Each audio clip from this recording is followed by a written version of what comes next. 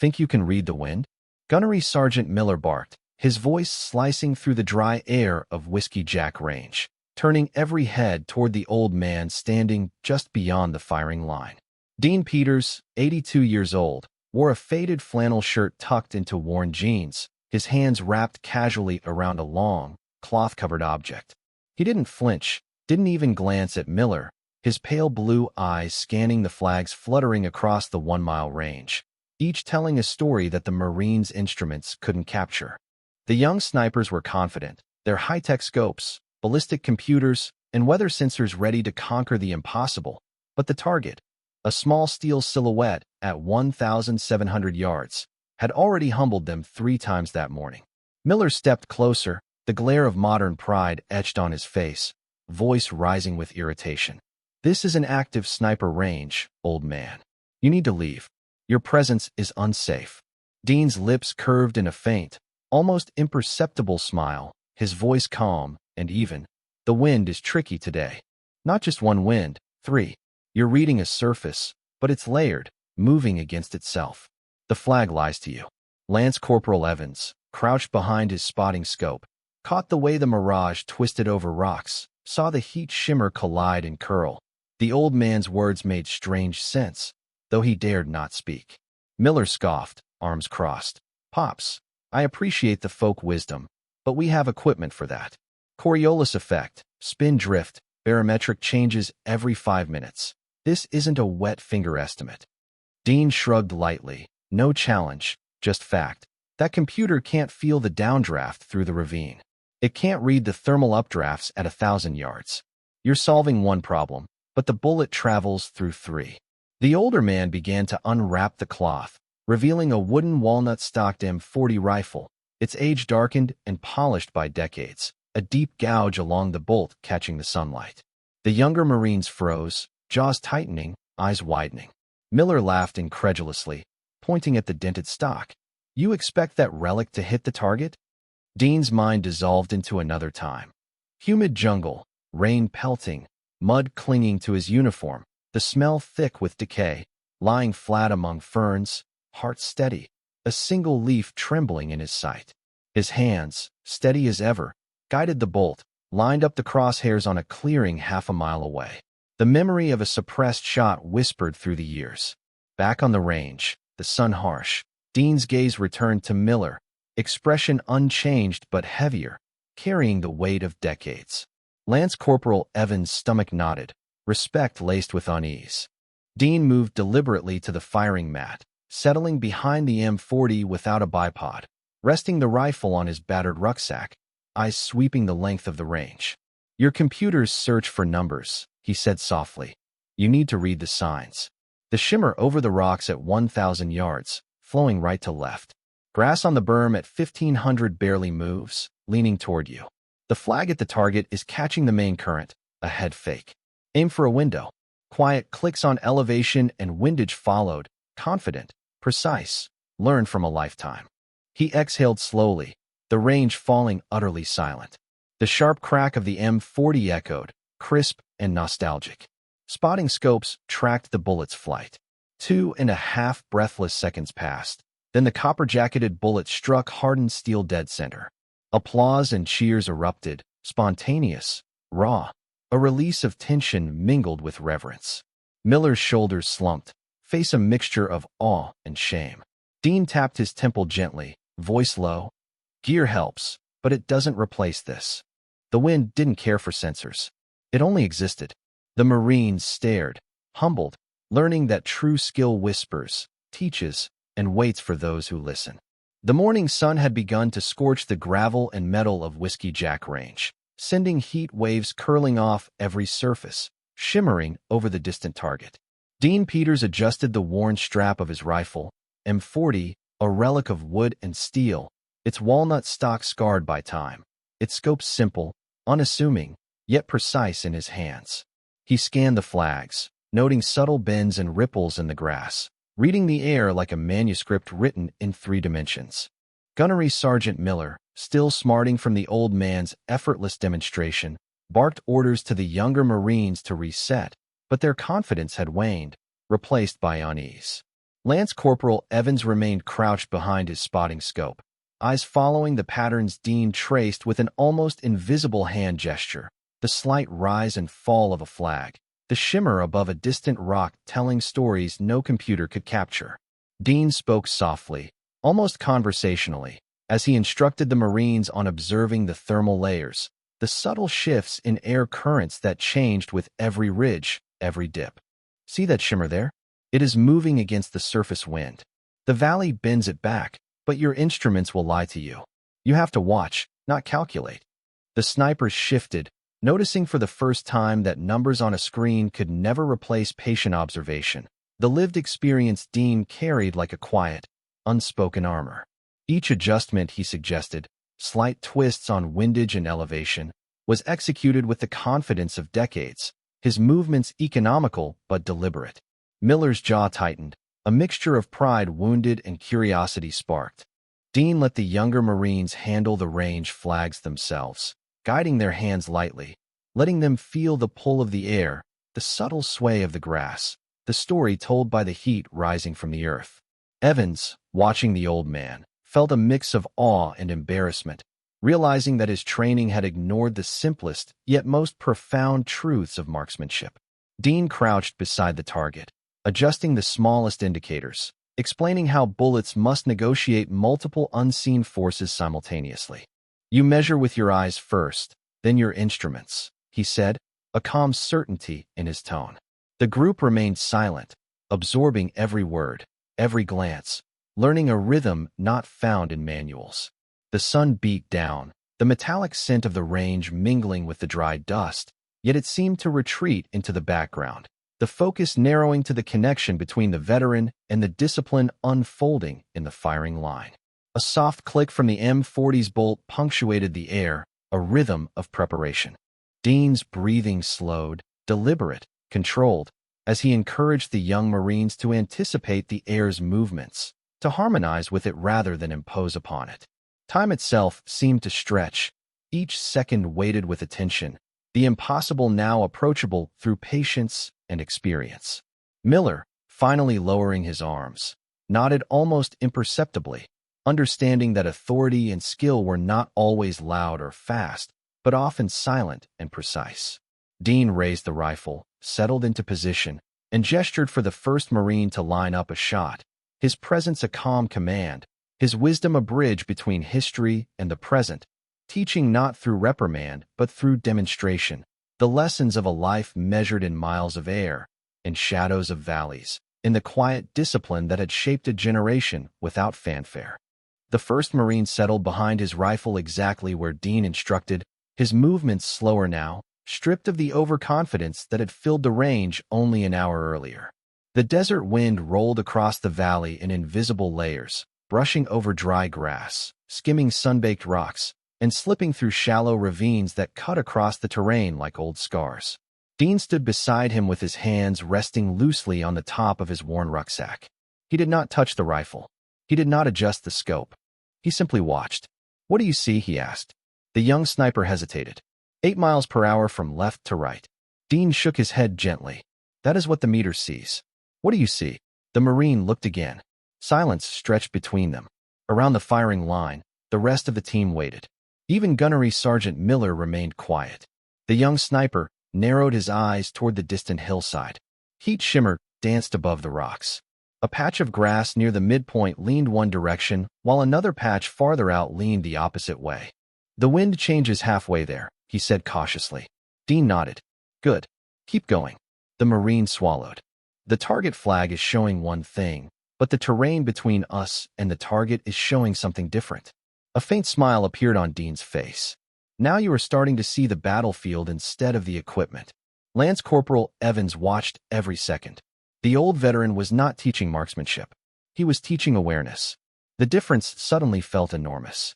Dean picked up a small pebble and tossed it into the dirt. "Every bullet flies through a story," he said.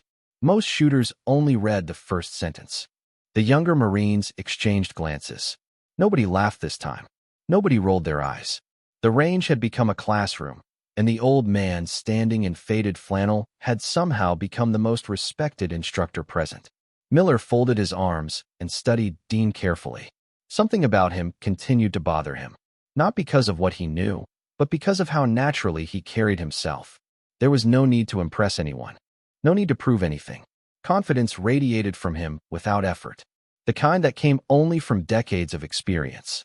As the Marine behind the rifle prepared for another shot, Dean's attention drifted briefly toward the distant mountains beyond the range. The sunlight reflected off the ridges, and for a moment the dry California landscape faded away. In its place came another memory.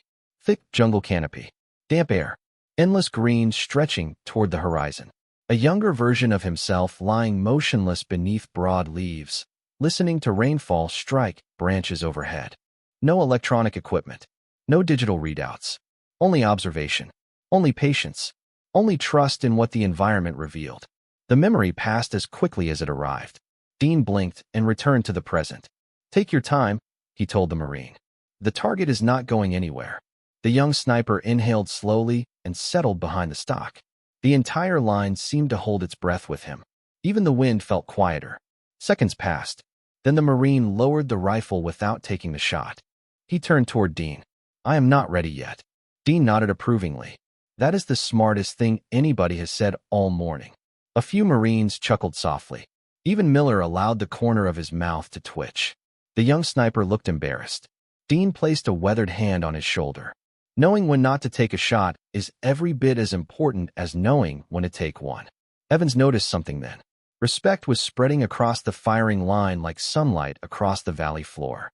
It was no longer about hitting steel. It was about understanding why experience mattered. And for the first time that day, every Marine present was listening. Dean Peters walked slowly along the edge of the range, every step measured, the gravel crunching softly under worn boots. His eyes scanned the distant target, reading the subtle dance of light and shadow that revealed currents of wind invisible to any electronic sensor. Gunnery Sergeant Miller remained nearby, arms crossed, jaw tight, the tension from the morning still weighing on him. The young Marines fidgeted, adjusting scopes and checking instruments. But their previous confidence had been replaced by attentive silence. Dean stopped beside a small rise, rested the M40 on his rucksack, and motioned for Lance Corporal Evans to join him. "Look beyond the flags," he said, his voice steady, calm, and commanding without demanding obedience. "Notice the grass leaning this way, the shimmer over those rocks, the heat rolling off that patch of dirt. Each tells a story. You have to read the story, not just the numbers." Evans crouched, following Dean's gaze, noticing for the first time the undulations of the ground and the invisible currents that wove through it, guiding the bullets before they left the barrel. "Most shooters," Dean continued, "learn to trust the instruments first. They forget the lessons written in the wind, the hints left in the terrain. You cannot rely on one or two data points. Every shot is a conversation with the environment." The sun climbed higher, and the range seemed to pause, as if the air itself waited to hear his words. Dean picked up a tiny blade of grass and held it between thumb and forefinger, showing the subtle bend indicating a shifting thermal. "This will teach you more than a $10,000 weather station. Watch, observe, anticipate. You will learn patience here, and the humility to wait for the right moment." The young Marines exchanged glances, a silent acknowledgement that their previous understanding had been incomplete. Even Miller could not deny the truth in Dean's quiet authority. Dean moved along the firing line, stopping briefly at each Marine, adjusting their posture, their angle of observation, without touching the rifles. He spoke softly, imparting insight drawn from decades of experience. How the bullet would rise and fall, bend and sway, guided not just by gravity, but by invisible layers of air shaped by the landscape. Time slowed as each Marine absorbed the lessons, their attention honed by the calm insistence of the old veteran. Dean finally returned to his position at the firing mat, motioned for the first Marine to take aim, and then stepped back, a silent presence radiating confidence. "Remember," he said, "a rifle is only a tool. You are the interpreter of the environment. Listen carefully." The Marine settled, adjusting scope and grip according to Dean's guidance, the nervous energy of the morning replaced by focused concentration. The air held a stillness, punctuated only by the distant rustle of wind over rocks and grass. Dean watched, a quiet sentinel, allowing the young shooter to discover the rhythm, the patterns, the hidden language of the range. When the first shot finally rang out, it was not the rifle that commanded attention, but the understanding and intuition that had guided it. The Marines absorbed the lesson, silent and awed, their previous hubris tempered by the presence of a man who had spent a lifetime learning to listen to what others ignored. The sun continued its climb, and the heat shimmered across the valley. Yet for the Marines, the true focus was on the quiet figure of Dean Peters, teaching them not only how to aim, but how to perceive, to anticipate, and to respect the subtle dialogue between skill and environment. The line of Marines shifted, the heat rolling off the range now a tangible presence, mingling with the dust and the distant hum of activity from the base.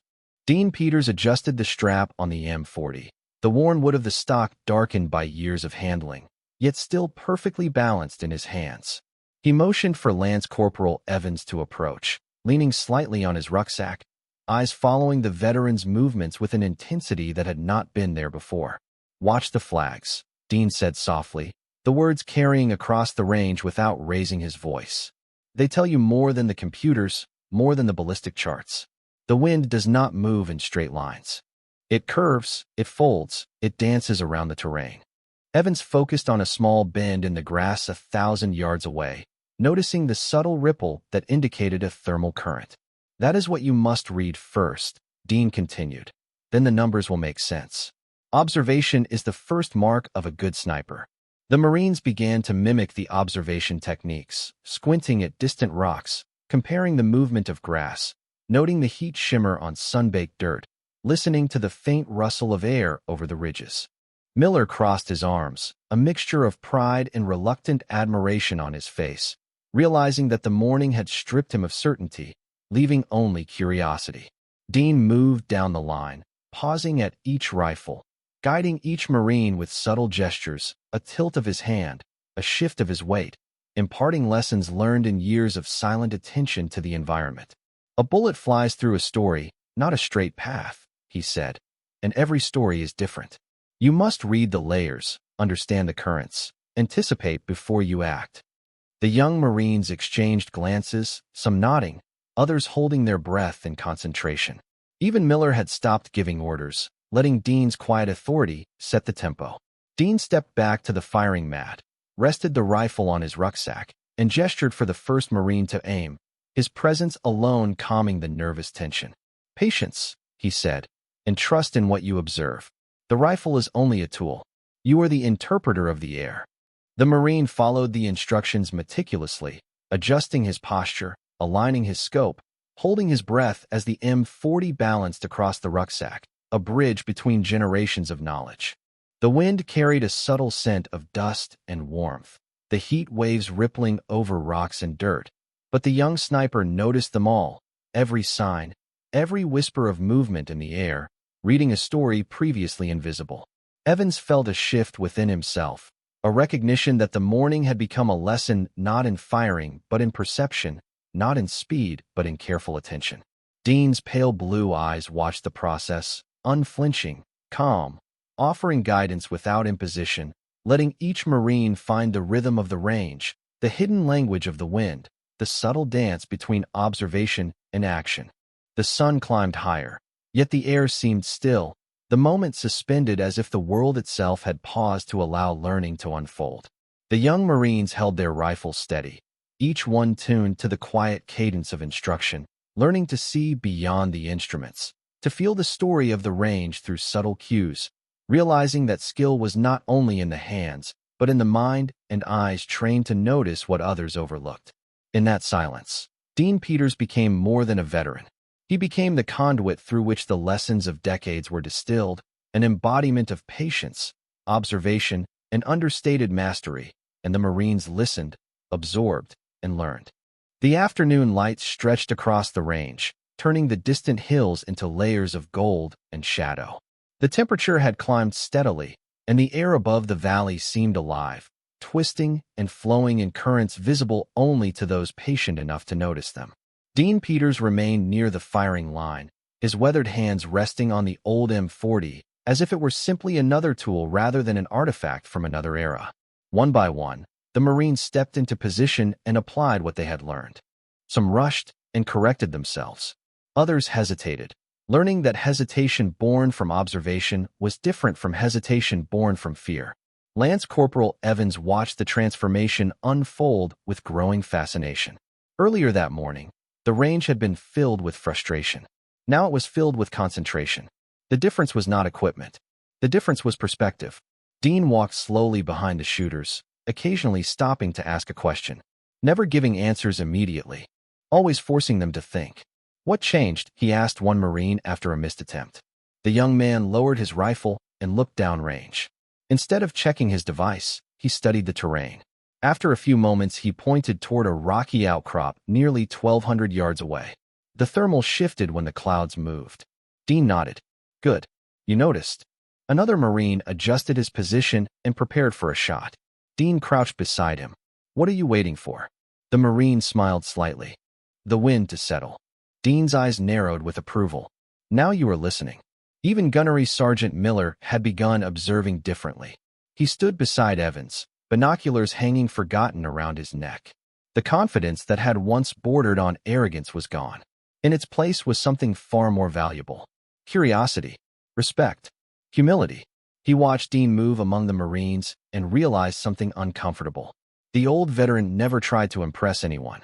He never mentioned his past, never bragged, never corrected someone to make himself look smarter. Every lesson existed only to make the next generation better. Miller found himself wondering how many opportunities he had missed throughout his career because he had been too busy proving himself instead of learning. The realization sat heavily in his chest. A sudden gust swept across the range, fluttering the target flag in one direction while bending the grass in another. Several Marines noticed it instantly. Dean smiled. "There it is." Evans followed the movement carefully. He could see the contradiction now. Earlier that morning, he would have trusted the flag without question. Now he understood it was only one piece of a larger puzzle.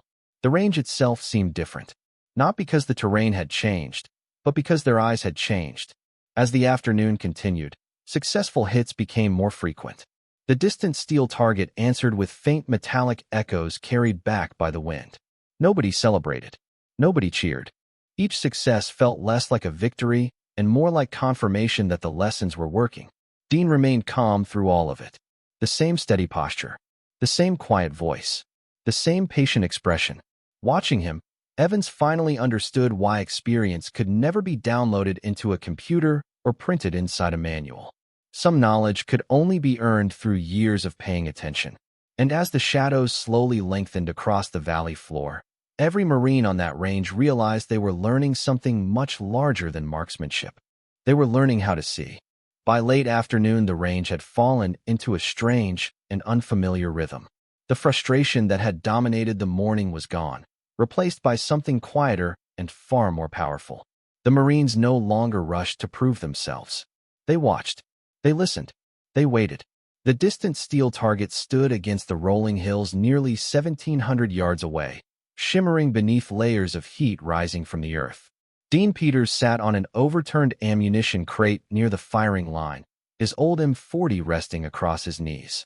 He looked less like an instructor and more like a man enjoying a peaceful afternoon. Yet every Marine present found themselves glancing toward him before every decision. Lance Corporal Evans noticed it first. Nobody had appointed Dean as the authority on the range. Nobody had issued an order. Yet somehow the entire atmosphere now revolved around him. A young Marine settled behind his rifle and studied the terrain through his optic. Several seconds passed. Then he lowered the rifle and adjusted his position. Dean gave a small nod. The Marine smiled. He had seen something. He was learning. Gunnery Sergeant Miller stood nearby, silent. Earlier in the day, he would have corrected every movement. Now he simply observed. Every lesson Dean had delivered seemed to carry more weight than an entire classroom of lectures. The old veteran had a way of making people discover answers instead of handing them out. The sun drifted lower toward the western ridgeline, casting long shadows across the valley floor. The heat shimmer began to soften. The wind shifted again. Flags fluttered. Grass bent. Dust swirled briefly before settling. Dean rose slowly from the crate and walked toward the firing position. Without saying a word, He knelt beside the target observation board and studied the conditions. The Marines watched him carefully. Finally, Evans stepped forward. "Sir," he asked, "how do you know exactly when everything lines up?" Dean remained quiet for a moment. His eyes moved across the landscape. The distant rocks, the shallow ravine, the dancing mirage above the dirt. Then he smiled faintly. "You do not wait for perfect conditions," he said. "Perfect conditions do not exist. You wait until you understand the conditions you have." The words settled over the group. Nobody spoke, because everyone understood there was a deeper lesson hidden inside them. Dean looked toward the target one final time. "Who wants to try?" Several hands rose immediately. That alone made Evans grin. Hours earlier, nobody wanted another failure added to the scoreboard. Now they were eager to learn. Dean selected one of the younger Marines and guided him into position. The rifle settled. The shooter breathed steadily. The range became silent. Even the casual conversations from nearby support personnel seemed to disappear. Every eye focused downrange. Dean crouched beside the Marine but never touched the weapon. "Tell me what you see." The Marine described the shifting thermal, the opposing currents, the false signal coming from the target flag. Dean nodded. "Good." Another pause. "Now tell me where the bullet wants to go." The Marine stared through the scope. Seconds stretched. Then something clicked. A subtle confidence appeared on his face. Not arrogance. Understanding. Dean saw it immediately. So did Miller. The Marine made his final adjustment and settled behind the rifle. The shot broke cleanly. The long wait began. 1 second. 2 seconds. Then from far across the valley came the unmistakable ring of steel. Not luck. Not chance. Understanding. A wave of quiet smiles spread through the firing line. Nobody cheered. Nobody shouted. The moment felt too important for noise.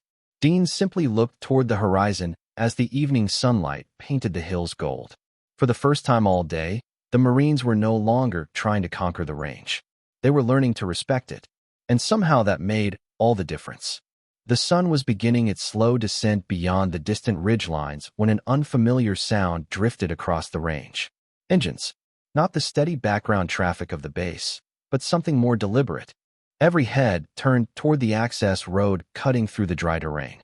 A convoy of dark vehicles moved across the dust-covered path, sunlight flashing against windshields as they approached. The Marines exchanged curious glances. Training visits from senior officers were not unusual, but the timing felt strange. Dean Peters barely looked up. He continued cleaning a small patch of dust from the wooden stock of the M40 with a folded handkerchief, as calm as he had been all day. Gunnery Sergeant Miller narrowed his eyes toward the approaching vehicles. The convoy rolled to a stop near the edge of the range, tires crunching over gravel. Doors opened. Several officers stepped out. At their center was Colonel Richard Hayes. The moment the Marines recognized him, they snapped upright. Conversations vanished instantly. The base commander rarely appeared without notice, especially not this late in the day. Colonel Hayes surveyed the firing line for only a moment before his eyes found Dean. Something changed in his expression. The stern command presence softened into something closer to respect. Not professional courtesy, genuine respect. The kind that could not be ordered or earned through rank alone. Lance Corporal Evans noticed it immediately. So did Miller. The colonel walked forward without hesitation. The other officers followed several steps behind. Dean slowly rose from the ammunition crate and brushed dust from his jeans. There was no urgency in his movements. No attempt to impress anyone. He simply stood waiting. The entire firing line watched in silence. Colonel Hayes stopped directly in front of him. For a brief moment, neither man spoke. The evening wind moved gently across the range, carrying the scent of dry grass and warm earth. Then something happened that nobody expected. Colonel Hayes raised his hand in a crisp salute. The movement was sharp, precise, and filled with unmistakable respect. Every Marine froze. Evans felt his stomach tighten. Miller stared as if he had forgotten how to breathe. Dean returned the salute slowly. Not formally, not dramatically, simply acknowledging an old courtesy between professionals. The silence that followed seemed to stretch forever. Finally, Colonel Hayes smiled. "Good to see you again, sir." Dean nodded. "You too, Colonel." Several Marines exchanged stunned glances. "Sir." The base commander had called the old groundskeeper sir. Miller looked from Dean to the colonel and back again. Questions raced through his mind. Who exactly was this man? Why did everyone seem to know something he did not? Colonel Hayes turned toward the firing line. Looks like you have been teaching. Dean glanced toward the Marines. Looks like they have been learning. A few quiet laughs moved through the group. The tension broke slightly, but the curiosity only grew stronger. Evans watched as one of the senior officers noticed the old M40. His eyes widened immediately. Is that the original rifle? He asked quietly. Dean looked down at the weathered walnut stock. His fingers brushed the old gouge near the bolt. Same rifle. The officer shook his head in disbelief. The reaction only deepened the mystery surrounding the old veteran. Colonel Hayes folded his arms and studied the Marines. I hope every one of you has been paying attention today. Nobody answered. Nobody needed to. The expression on their faces said enough. They had arrived that morning believing technology was the answer to every problem. Now they stood listening to a man who carried decades of experience inside a faded flannel shirt and an old rifle. As the golden light settled across the valley and long shadows stretched toward the firing line, the Marines began to realize that the most important lesson of the day had never been about shooting at all. It was about understanding the difference between information and wisdom. And standing quietly in the center of the range was a man who possessed more wisdom than anyone there had imagined. The last rays of sunlight stretched across Whiskey Jack Range, turning the dry hills into ribbons of amber and bronze. The convoy had long since fallen silent. Most of the officers stood back now, allowing the moment to belong to the Marines and the old veteran who had quietly transformed their entire day. Colonel Hayes remained near the firing line, watching as the younger Marines gathered around Dean Peters. There was no ceremony, no formal speech, no announcement of accomplishments. Yet the respect in the air was unmistakable. Lance Corporal Evans looked toward the old M40 resting against the ammunition crate. Earlier that morning it had seemed like nothing more than an antique. Now it looked different, not because the rifle had changed, but because they understood what it represented. Years of patience, years of observation, years spent mastering things that could never be downloaded, measured, or purchased. Gunnery Sergeant Miller stepped forward. The movement immediately drew everyone's attention. He stopped in front of Dean and stood quietly for several seconds. The confident edge that had defined him earlier was gone. In its place stood a Marine who had learned something important about himself. Finally he spoke. Sir, I owe you an apology. The range became completely still. Dean looked up at him calmly. Miller swallowed. I thought experience was something you could replace with equipment. I thought having the latest technology meant I already knew enough. I was wrong. Dean studied him for a moment before nodding once. There was no triumph in his expression, no satisfaction, only understanding. Every generation thinks it knows everything, he said quietly. A few Marines smiled. Then life reminds them they do not. Even Miller laughed softly at that. The tension that had hung over the range all day finally disappeared. The colonel glanced toward his watch before addressing the group. Marines, what happened here today will be remembered far longer than any score on a qualification sheet. His eyes moved toward Dean. Some lessons only come from people who have spent a lifetime earning them. Nobody disagreed. As the shadows lengthened across the valley, the Marines began packing equipment and securing gear. Yet something had changed. They moved differently now. Slower, more observant, more thoughtful. Several paused to study the terrain one final time before leaving. Others found themselves watching the wind without even realizing it. The habits had already begun to take root. Dean gathered his belongings with the same quiet efficiency he had shown all day. No attention-seeking, no farewell speech, just a man preparing to head home. As he lifted the old rifle case, Evans approached him. Sir, he said carefully, will we see you again? Dean looked toward the distant hills where the evening breeze continued to move through the grass. A faint smile appeared beneath the lines of age. The wind will still be here tomorrow, he replied. Pay attention to it, and you will not need me standing beside you. Evans nodded slowly. He understood. The lesson had never been about a rifle. It had never been about a target. It had been about learning how to see what others ignored.